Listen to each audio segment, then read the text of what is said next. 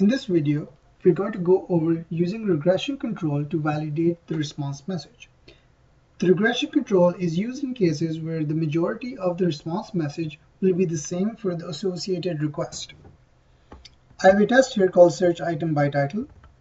It uses the title keyword as the input request, and based on the title keyword, an associated response is sent back. When I send a request using the title keyword Java, it will send back any associated books with the term Java in it. So if I take a look at the response, it sent back 2 books, Great for Java Beginners, and another book called Java in a Nutshell. Now the response here is always the same for this particular request. Therefore, what I'm going to do is create a regression control based on this request. To do that, I'm going to create my regression control,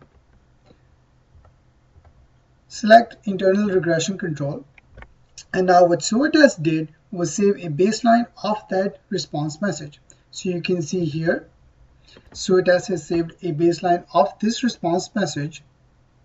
Every time I run this particular request, it will compare it to this baseline and see if it matches up.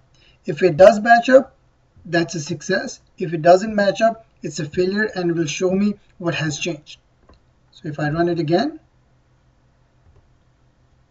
you can see it passed and nothing changed. You can also data drive your request message and have multiple baseline responses.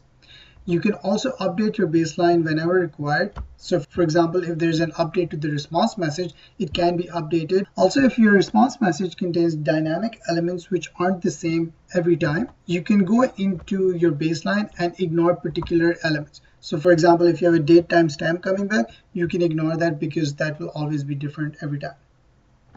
And that was creating a regression control to validate your response message.